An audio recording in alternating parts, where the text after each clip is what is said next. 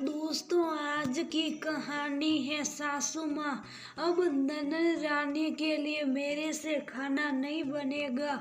दोस्तों, कहानी शुरू करने से पहले अगर आपने हमारे चैनल को सब्सक्राइब नहीं किया हो तो कर लीजिए ताकि आपके पास पहुंच सके हर नया वीडियो। पिछले 15 मिनट से निर्मला जी फोन पर अपनी बेटी से बातें कर रही थी। सुंदरा कमरे में आकर चाय का कप टेबल पर रख गई, पर निर्मला जी की बातें थी कि खत्म ही नहीं हो रही थी। सुंदरा वापस रसोई में आ गई और अपना कप लेकर बाहर सोफे पर आकर बैठ गई। थोड़ी देर पहले तक सासू माँ रसोई में आकर खुशी खुशी बता रही थी कि क्या क्या बनाना है, लेकिन सुंदरा के एक सवाल ने सब कुछ पलट कर रख दिया और उस एक सवाल के कारण काफी हंगामा हो गया और निर्मला जी ने सुंदरा को बहुत कुछ सुना दिया।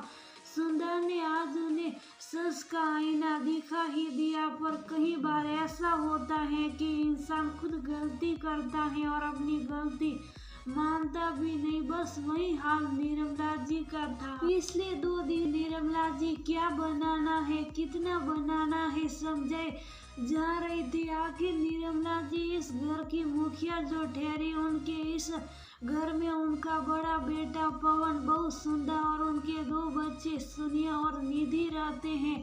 वही छोटा बेटा सचिन अपनी नौकरी का बहाना कर पत्नी सुनीता और बेटी अवनी के साथ इसी शहर में कुछ ही दूरी पर रहता है। एक बेटी भी है गरिमा, जिसकी शादी हो चुकी है और वह अपने ससुराल वालों के साथ इसी शहर में रहती हैं। अब आते हैं असल मुद्दे पर। कल शीतला अष्टमी है। इस दिन सब लोग ठंडा खाना ही खाते हैं। इस कारण घर के सभी सदस्य कल ठंडा खाना ही खाएंगे, इसलिए कल के खाने की तैयारी की आज ही करनी थी। अब कल का दोनों वक्त का खाना साथ ही आज का खाना, कुल मिलाकर 3 वक्त का खाना बनाना था। और खाने में भी कम वैरायटी नहीं बल्कि बहुत सारी चीजें बनी थी। 2 तरह की सब्जी, पुए, पूरी, दही बड़े, नमकीन, मठरी, मीठे पेटे, मूंग दाल, गुजिया, 2-3 तरह की चटनियाँ, शक्कर पारे आदि। सूखे सामान के लिए तो एक दिन पहले भट्टी लगती थी। काफी काम फैल चुका था और काम करने वाली सिर्फ अकेली सुंदरा।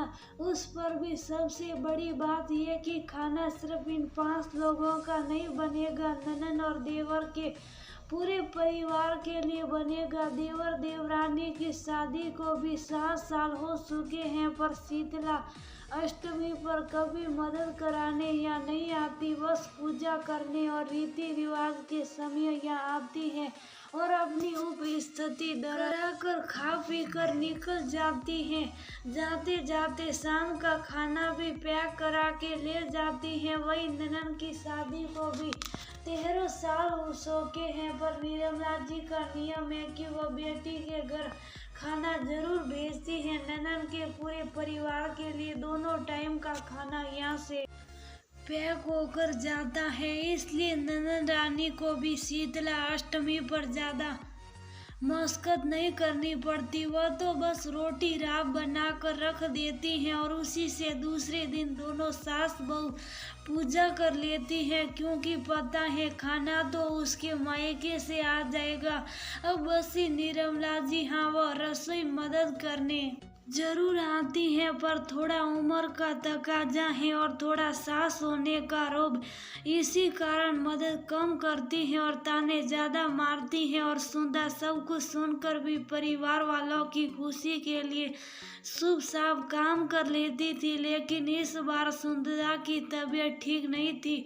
उसे आए दिन माइग्रेन की शिकायत हो रही थी। कल भी भट्टी चालू थी, लेकिन कल सुंदरा को माइग्रेन की समस्या हो गई, जिस कारण से ज्यादा कुछ नहीं बन पाया। कुछ सूखा सामान बन चुका था, लेकिन अभी भी काफी सूखा सामान बाकी था। ऊपर से आज ही सारा काम पूरा करना था, क्योंकि सामान पैक होकर ननन के घर जाना था। सुबह सुबह ननन का फोन आया तो सुंदरा से बोली, भाभी खाने में क्या क्या बना लिया? दीदी बहुत सिर दर्द हो रहा, कल रात को भी माइग्रेन की दवाई खाई थी, आज भी समस्या हो रही, समझ नहीं आ रहा कैसे बना पाऊंगी।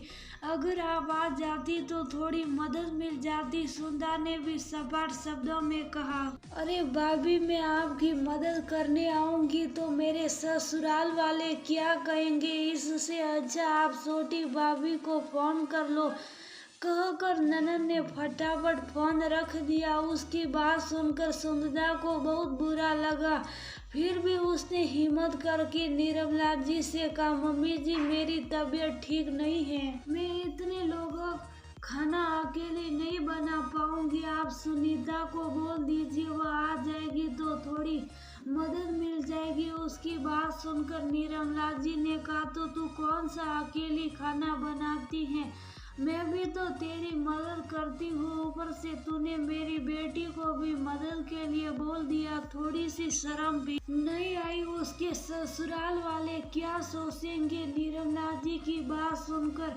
सुंदरा हैरान रह गई। आज पहली बार ननन से मदद के लिए सवाल किया, क्या ये उसमें इतनी जल्दी अपनी माँ को फोन भी कर दिया, पर फिर भी बोली, मम्मी जी ये सब बाद की बात है, अभी तो आप सुनीता को फोन लगाइए, मैं क्यों फोन करूँ, तू खुद ही कर ले। छोटे ननन और देवर सुहा नहीं रही तुझे, घर की बड़ी बहू है तू, अरे साल में उनके लिए एक बार बना लेती है तो कोई फर्क थोड़ी ना पड़ता है।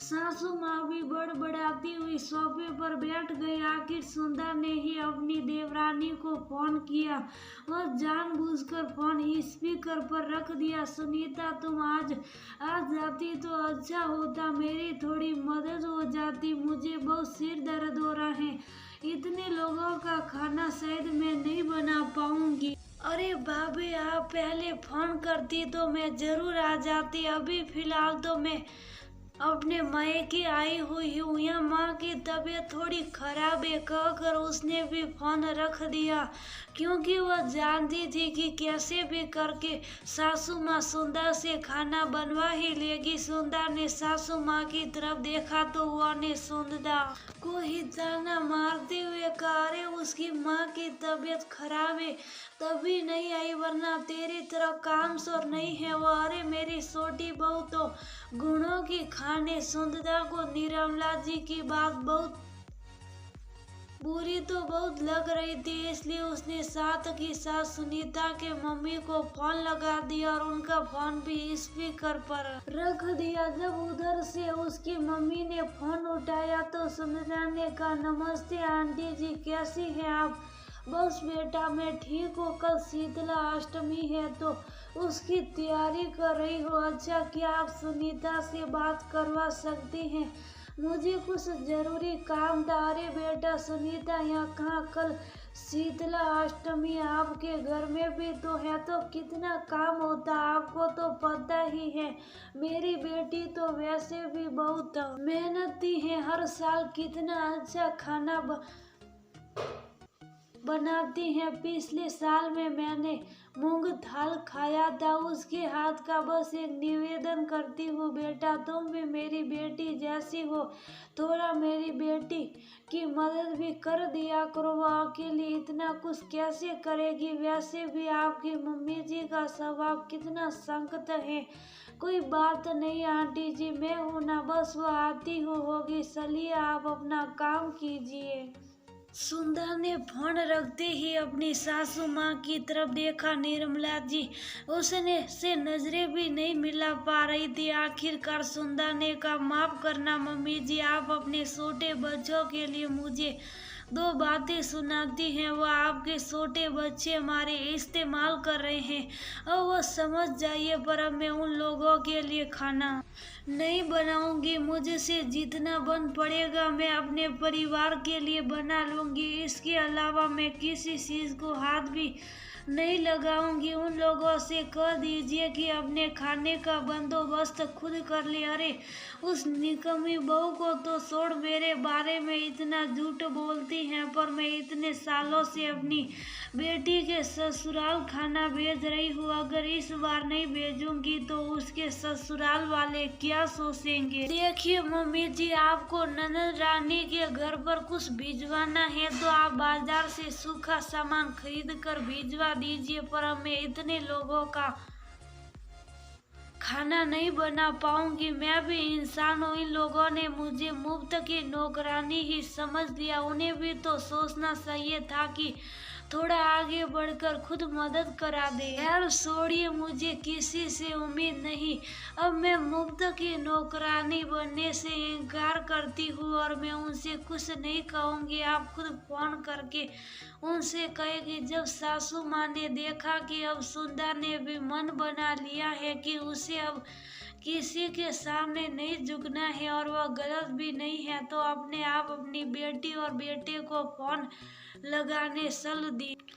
खैर सासू माँ थोड़ी देर बाद हॉल में आई और सुंदा के पास सोफे पर बैठते हुए बोली, बहू एक काम कर, तू रोटियां सेक ले, मैं मीठे चावल और राव बना लेती हूँ। बाकी किसी को कुछ खाना होगा तो बाजार से मंगा लेंगे। कह दिया मैंने उन लोगों से कि अपना अपना बंदोबस्त कर लो। और रही बात गरिमा की, तो सूखा सामान बाजार से खरीद कर उसके घर भिजवा देंगे। कहकर सासू माँ रसोई में चल दी और पीछे पीछे सुंदा भी खुद को बधाई देते हुए आखिर उसने खुद को इस्तेमाल होने से रोक दिया।